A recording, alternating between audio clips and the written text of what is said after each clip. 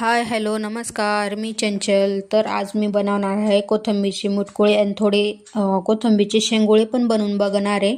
आणि इथं मी पराठे करणार आहे बटाट्याचे. तर इथं कोथिंबीर धुवून घेतली मी चांगली 2 पाण्याने आणि लगेच बटाटे उकडण्यासाठी कुकर लावून दिला आहे.